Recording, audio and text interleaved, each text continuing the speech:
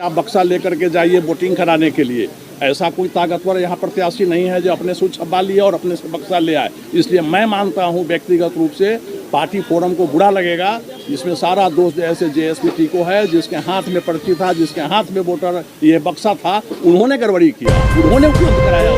तो सही था, लेकिन उसका जो क्रियाकलाप हुआ वो बहुत ही गलत हुआ। अगर हम इस समय ज़बरदस्ती से टिक मरवा करके मार के निकलना चाहते हैं, लेकिन सच में वोटों का तो क्या होगा?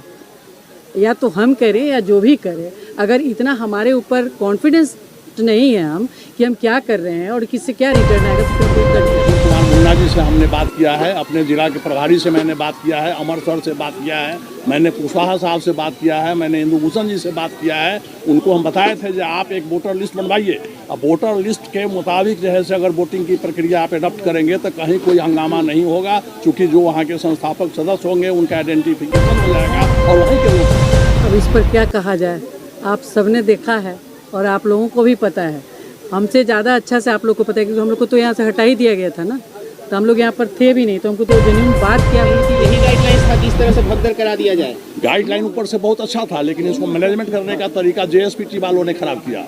जब JSPT को 3 दिन पहले अगर सूचना मिल गई कि आपने वोटिंग कराना है, पर्ची छप गया, तो ये पर्ची दूसरे लोगों के हाथ में कैसे चला गया? यहाँ एक एक आदमी 100 पर्ची लेकर बैठे हुए थे, इसका मतलब जो JSPT ने सबसे पहले तो मैं पार्टी को धन्यवाद देता हूँ जो इस तरह की प्रक्रिया को उन्होंने अडॉप्ट किया, इसके लिए बहुत बहुत पार्टी के शीर्ष नेता। वोटिंग्स को लेकर आज जो वोटिंग्स हुई, इसको लेकर आपका क्या कहना है, क्या कहना चाहेंगे आज की वोटिंग को लेकर? अब इस पर क्या कहा जाए, आप सबने देखा है और आप लोगों को भी पता है, हमसे ज़्यादा अच्छा से आप लोग को पता है, क्योंकि हम लोग को तो यहाँ से हटा ही दिया गया था ना, तो हम लोग यहाँ पर थे भी नहीं, तो हमको तो जेन्युइन बात क्या हुई थी वो भी नहीं पता है।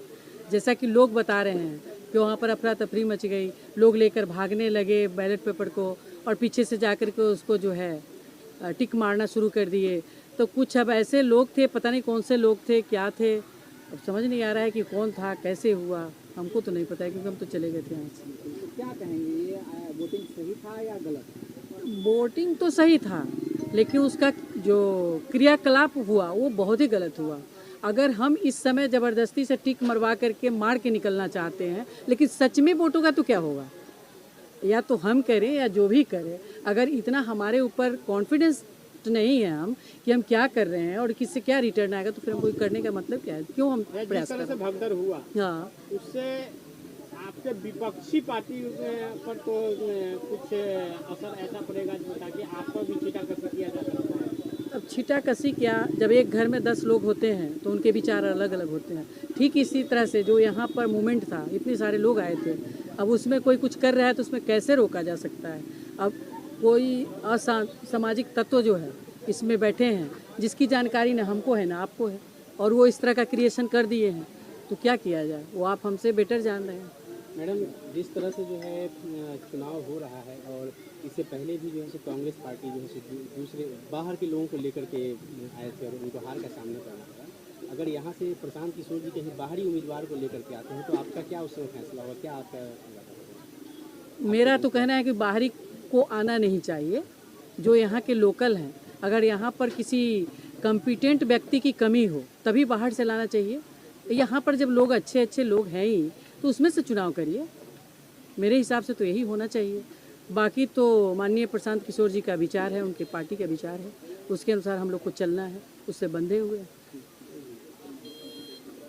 आज की सभा को लेकर के सबसे पहले तो मैं पार्टी को धन्यवाद देता हूं जो इस तरह की प्रक्रिया को उन्होंने अडॉप्ट किया, इसके लिए बहुत बहुत पार्टी के शीर्ष नेता को मैं धन्यवाद देता हूं। कितना सफल रहा ये सफल होने की संभावना मेरे समझ से पहले से ही नहीं थी।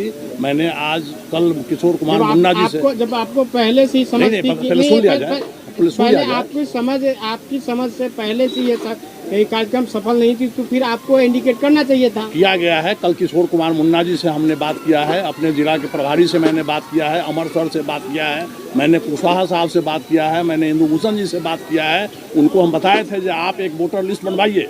अब वोटर लिस्ट के मुताबिक जो है से अगर वोटिंग की प्रक्रिया आप एडॉप्ट करेंगे तो कहीं कोई हंगामा नहीं होगा, चूँकि जो वहाँ के संस्थापक सदस्य होंगे उनका आइडेंटिफिकेशन हो जाएगा और वहीं के लोग वोट करेंगे। अमर जी का क्या इस पर ये अमर जी का कहेंगे कि इतना जल्दी हम कर नहीं सकते हैं, हमारे पास समय नहीं है, जो गाइडलाइन है उसके मुताबिक मैं यह काम को करूँगा। तो मैं बताया था कि यह सक्सेस नहीं होगा, इसमें आप फेलियर हो जाइएगा। क्या ये गाइडलाइंस यही गाइडलाइंस था कि इस तरह से भगदड़ करा दिया जाए? गाइडलाइन ऊपर से बहुत अच्छा था, लेकिन इसको मैनेजमेंट करने का तरीका जेएसपीटी वालों ने खराब किया।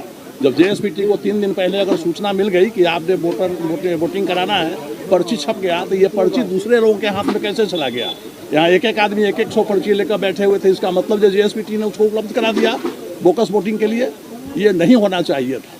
ये यहाँ के अधिकारी को अपने अंदर में लेना चाहिए था। सारे जितने अभी पर्ची आया था उसको अपने अंदर में रखते। वोटर लिस्ट के हिसाब से अगर वोटिंग यहाँ के आम जनता एक प्रत्याशी का नाम ले रहे हैं और आप जेएसपीटी का नाम ले रहे हैं, तो ये तो दो भाग हो गया। प्रत्याशी के हाथ में पर्ची है, प्रत्याशी को मिला दिल्ली पटना से आप बक्सा लेकर के जाइए वोटिंग कराने के लिए। ऐसा कोई ताकतवर यहाँ प्रत्याशी नहीं है जो अपने से छब्बा लिया और अपने से बक्सा ले आए। इसलिए मैं मानता हूँ व्यक्तिगत रूप से पार्टी फोरम को बुरा लगेगा, इसमें सारा दोष ऐसे जेएसपीटी को है, जिसके हाथ में पर्ची था, जिसके हाथ में वोटर ये बक्सा था, उन्होंने गड़बड़ी किया, उन्होंने उपलब्ध कराया उसको।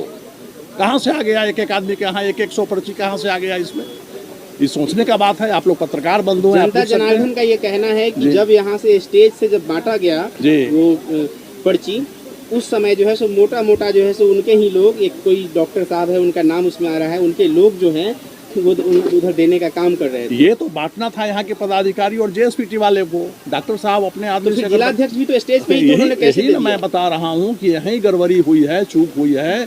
यह वोटिंग की प्रक्रिया होने के पहले इसका वोटर लिस्ट बनना चाहिए था, बाकायदा इसकी पदाधिकारी का नियुक्ति होना चाहिए था। एक साधारण आप देखते हैं जब वोटिंग होता है उसमें 4 को प्रिजाइडिंग अफसर होता है। एक आदमी लगाता है, दूसरा आदमी उसको पर्ची देता है, तीसरा आदमी उसको इनरोल करता है, चौथा आदमी उसको मिलाता है, और तब जाकर के वोटिंग है उसमें बोकस हो जाता है। यहाँ आपने फ्री छोड़ दिया, फ्री छोड़ दीजिएगा तो हंगामा तो होगा ही, एकदम निश्चित होगा। धन्यवाद।